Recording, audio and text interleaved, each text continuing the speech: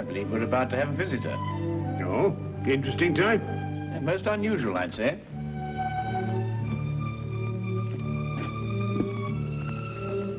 I don't see anyone. My dear Watson, the street is hardly deserted.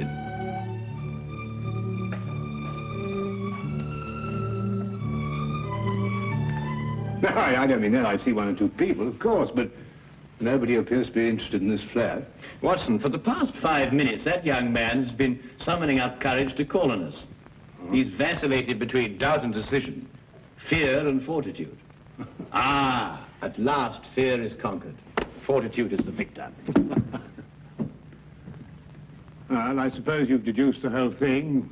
Who he is, what he wants, where he comes from. As a matter of fact, I haven't the least idea. But with so unusual a client, I fully expect a most unusual case. If he comes here. Wait. Ah, the first step.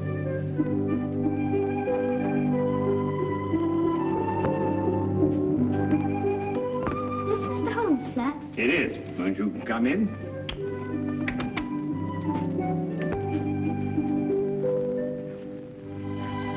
Hello. Are you Mr. Sherlock Holmes? Yes, and that is Dr. Watson. How'd you do? Anything the matter? No. It's just that... Yes? Well, I thought you'd be much stronger looking. Oh, well, I'm really quite strong, you know. I can tear dictionaries in half. Can you really? Yes, of course, and I'd show you if I had a dictionary handy. Well, what I've come to see you about will take brains. Well, I think Mr. Holmes has an ample supply of those.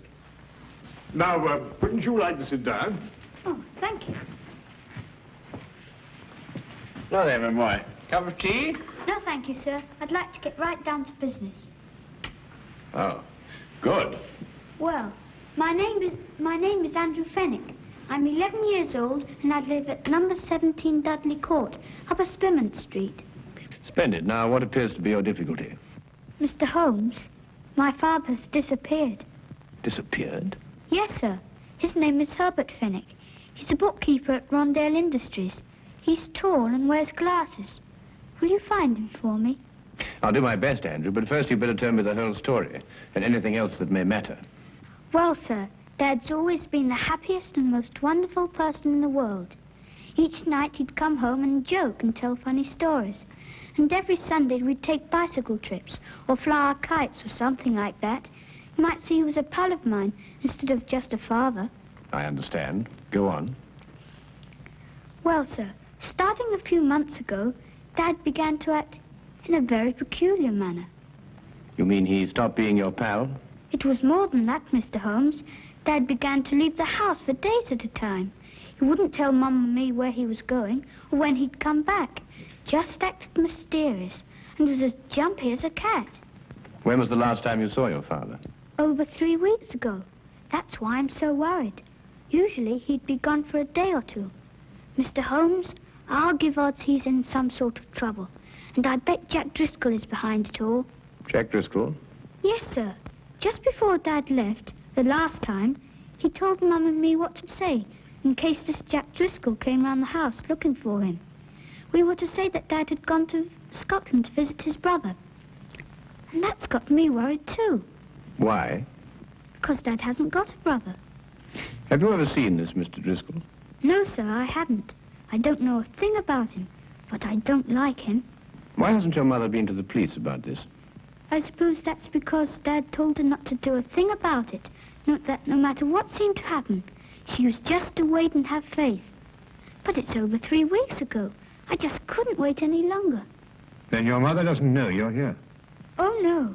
If I told her, she'd try to tartan me off for sure. Besides, she's been quite ill, and I wouldn't want to upset her.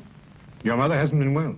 No, sir. The doctor said she had pleurisy or something like that. She's been very sick. I really wouldn't want them to know I've come here.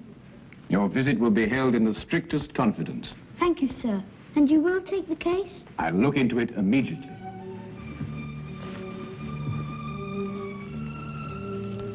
I hope this will be enough to retain your services. Oh, well, no, that won't be necessary, Andrew. But I insist. It's £2 6 shillings. It's all my own money, and I saved every bit of it. Now, I think you'd better hold on to it. Perhaps you can do me a good turn someday. No, sir. A business deal is a business deal. Pay on the line and no welching on dips, I always say. Very well, Andrew. It's a deal. But £2 6 shillings is far too much. I'll settle for £1. Really? £1 enough? Quite enough, Andrew. Thank you. Thank you, sir. I'll let you know as soon as I hear anything, Andrew. Goodbye, my boy. Bye, sir. Well, Watson, we'll find that boy's father if you have to search every gambling den in England. Gambling den? Yes, didn't you notice his clothing? Well, I suppose so. Nothing extraordinary there. On the contrary. The shoes were most expensive, but the coat was threadbare. The trousers came from the best haberdashery, and the cap was ancient, attesting to the father's streaks of good luck and bad luck. Yes, but that's not sufficient evidence to label Fenwick a gambler. Quite right, but there were other indications. Young Andrew's speech, if you may recall, was sprinkled with the peculiar jargon of the gambler. Such terms as touted off, I'll give you odds, and welching on a debt. The boy obviously learned from his father. I see. Further, I'd say the man's mysterious trips were to various sporting events held outside of London. Horse races, dog races, and so on. Yes, Holmes, but why should an apparently contented man like Fenwick suddenly turn to gambling? Well, my guess is that the mother's serious illness created a heavy drain on Mr. Fenwick's slender financial resources. He probably hoped for the gambler's classic killing. Well, Holmes, you've certainly answered everything. I'm afraid not, Watson. 2 questions yet remain unanswered. Where is Mr. Herbert Fenwick? And who is the shadowy Mr. Jack Driscoll? Where to, Holmes? To Inspector Lestrade's office. In this particular case, he may be just the chap to help us. Now, that's what a gambler would call a long shot.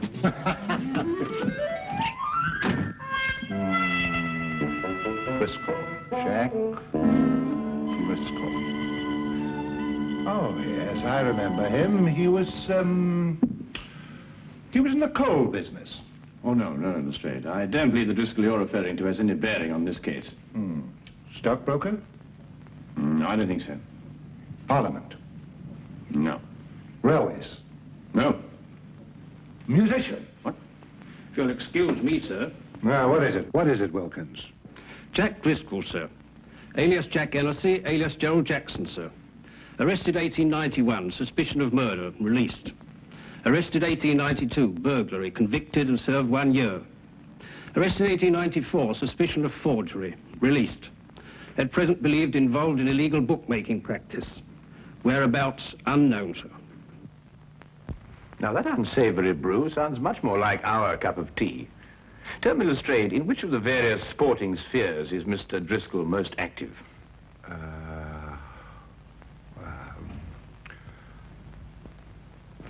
Rumour has it that Mr. Driscoll is concentrating his efforts on prize fight matches, sir.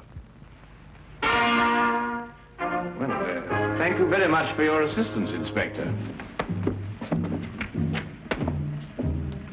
And you too, Wilkins. Good afternoon, gentlemen. Well, if I know you, Holmes, I suppose now we'll be attending a prize fight. Quite right, Watson. This very evening, hulking Harry Thornton meets Powerhouse Percy O'Noonan at Londonderry Gardens. Powerhouse happens to be a personal friend of mine. You know a fighter personally? My dear fellow, I once blackened his eye for him.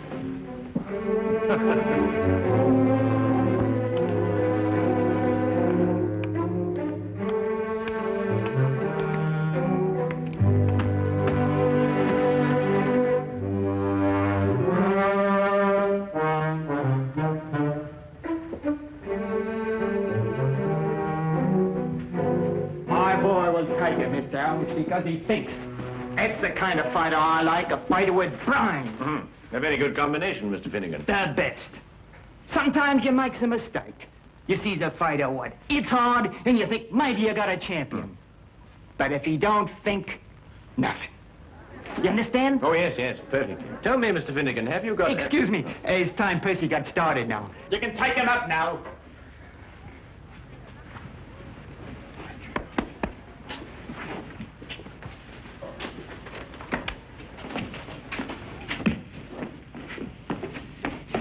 brains? Oh, no, Watson, just a comparative judgment, you know. Well, I'll have to say goodbye to you now, Mr. Holmes, but thanks for dropping in. Not at all. Your boy was highly recommended to me. Who told you about him? Herbert Fennick? Who? Herbert Fennick. Herbert Fennick? You know him? Of course. I was just saying that. Excuse me, Mr. Holmes, I've got to be going now. Curious reaction. Perhaps not so curious, Watson. The proper use of that name may open several tightly barred doors. Proper use? What do you mean, Holmes? Well, if I'm correct, you'll soon see for yourself. Just let's continue to drop the name. Watch your chin.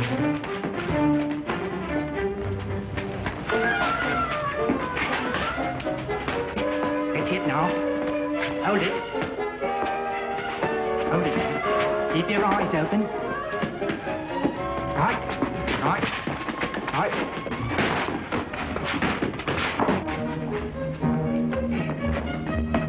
Watch it now, Percy. Watch it. That's it. That's it. Hold it now. Hold it.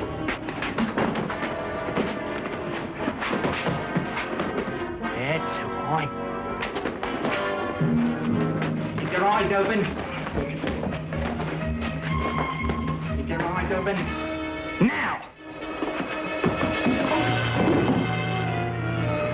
I tell you to keep your eyes open. Get up!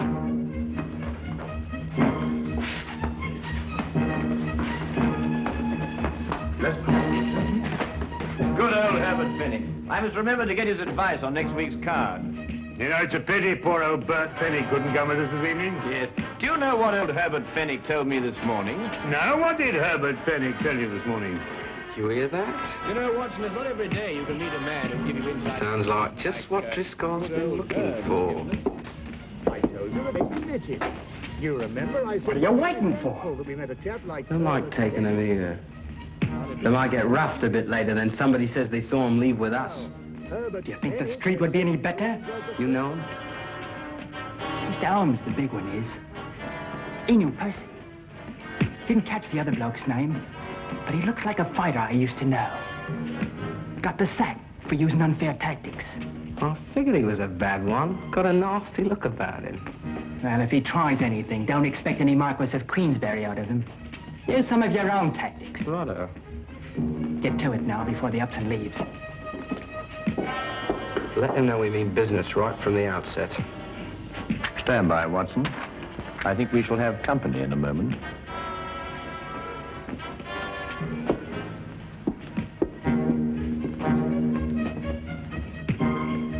I beg your pardon? Herbert Fennick a friend of yours? Yes, but I don't see why. You come with us. Certainly not. Who are you?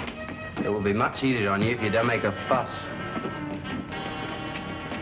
Where are we going? To see a gentleman who would like to talk to you about Mr. Fenwick.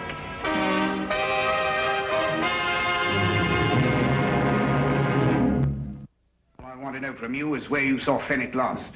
Well, I believe it was at Murgatroyd's saloon. No lie. Here, I say, look. Fenwick wouldn't go to Murgatroyd's. Maybe the Green Man or the Houndstooth or the Brass Goblet, but never Murgatroyd's. There isn't too much money. Well, Mr. Driscoll, you've been to a lot of places today. Perhaps it was one of the others. How do you know my name? Well, You were pointed out to us. It seems you're quite a well-known figure in certain circles. Yeah, well, Mr. Driscoll, if we should see Mr. Fenwick again, is there any message you'd like us to give him? he knows what I want, that Wilshire. Oh, he's in debt to you, is he? Over £1,000. I'm not willing any longer to collect. If I get my hands on Fenwick, that'll be the last of him. And that goes for you, too, if I ever find out you helped him in any way.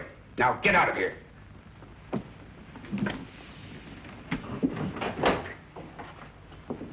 Good evening, gentlemen.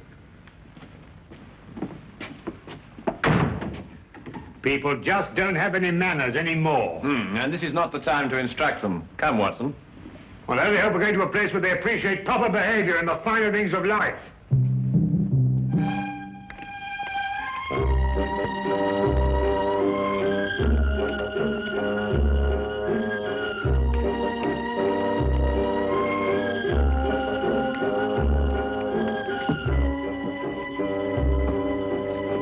Governor. Not at all, sir. Not at all.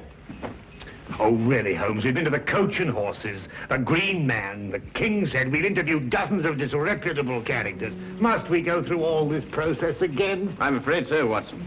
It's the only place that we can obtain some further information as to Fenwick's whereabouts. No. Oh, barman.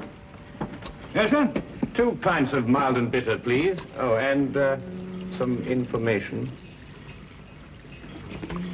Mild and bitter's cheap, sir.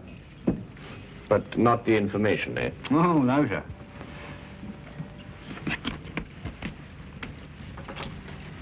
Herbert Fenwick. Oh, him poor chap. What do you mean? It was along here not a few weeks ago. We were talking confidential like. Told me he booked a passage to America. Too bad he won't be able to use it now. Oh? Why not? Me say you haven't heard. No. Fenwick's dead. Suicide a few hours ago. But how? Where? He rented a room not far from here. And he went down to the Thames and threw himself in. Left a note saying he was in trouble, couldn't go on. Let's see. Have they found his body? Oh, no, not yet. Only his hat floating in the water. Poor chap, wasn't a bad sort of a chap, you know, but gambler, had a run of bad luck. Come, Watson, we must hurry, or Fenwick's luck may turn from bad to worse. Bad to worse, he's dead.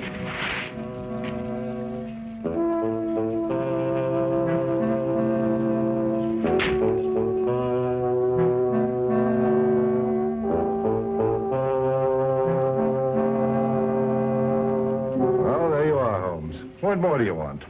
The body. Oh, we'll soon find that. There's no doubt about that. The river patrol's dragging the Thames already. I assure you, Inspector, Herbert Fenwick is still alive. Then why should he write a suicide note?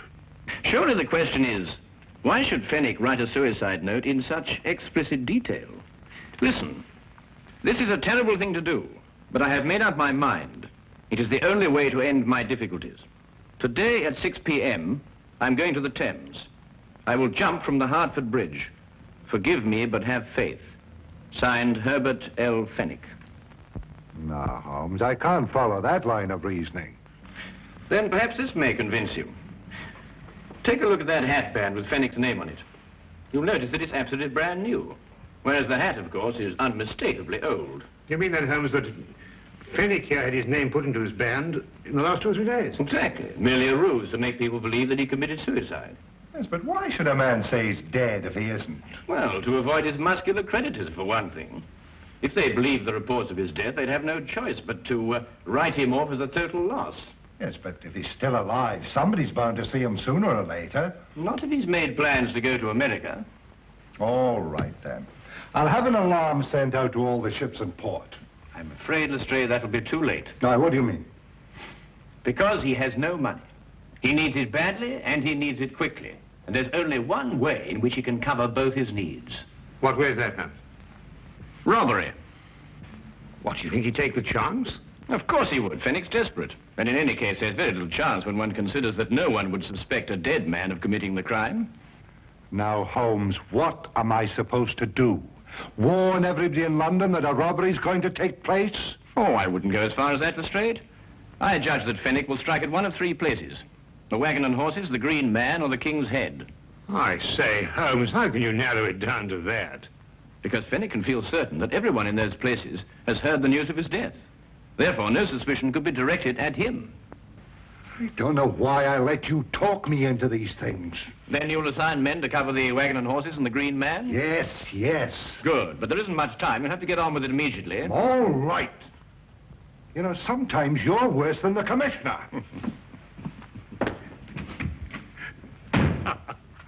Tell me, Holmes, what about the King's Head? Ah, that will be our little project, Watson. But first, I want you to carry out a mission of the utmost importance. Now, listen to me closely. You have the boy.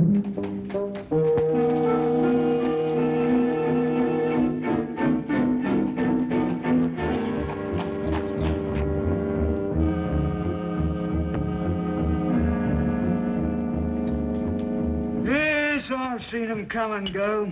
big and small, happy and sad. And I attends to my business and keeps my hands clean. Ah, well, that's a splendid philosophy. Yeah? It's getting near closing time. Oh, yes, so it is.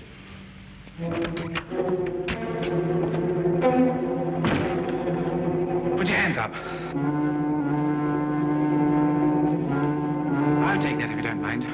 I'm sure he does, but then he has very little choice, has he? You, get over there. Go on, hurry up. You two. Go on. I'm sorry, Holmes. We had a bit of difficulty again. Oh, no. I've got him, Fenwick. What? Brilliant job, Fenwick. Absolutely brilliant. Dad! Now, what's the game? Let me go. Go on, sit down, you villain. Here, give me the gun. Come. Now, not a word out of you. But I... Not a word. Dad, is it really you? Of course it is, Andrew. Your father has been working on a special assignment for the Secret Service. Haven't you? Oh, Andy, my Andy. Now, you don't need to say anything, Mr. Fenwick. Your behavior is a model of a hero. Holmes. Take this man away. No, you listen to me. We'll have plenty of time for listening to you later. Well, who is he? What's he done? Who is he? Why, he's a spy working for a foreign government. Spy? Yeah. Foreign government? And these, Lestrade, are the secret documents he was stealing from our Navy. Hey, that's my account book. A likely story, indeed. Here, let me see them. No, Lestrade, you certainly can't see them. They're even too secret for you. In a half minute, Governor, there's been a mistake here somewhere. I'm just, Wilkins, do as Lestrade orders. Take this man away. Yes, Mr. Holmes. I'll be standing up behind the bar all day, Yeah, or go I'll on, be... you. You know, wait a Go on, minute, you. let me say something. This is a crime. You see, Andrew, your father has been working on a most dangerous case. During the secret investigations, quite naturally, he couldn't tell you anything about his activities. However, I think that he can now remove his disguise. Yes, of course. Gosh, Dad, Mum and me were so worried. Your father is really to be congratulated, Andrew. You see, the Foreign Office chose him specially for this very important task because no one in the underworld would have suspected him of being connected with the law.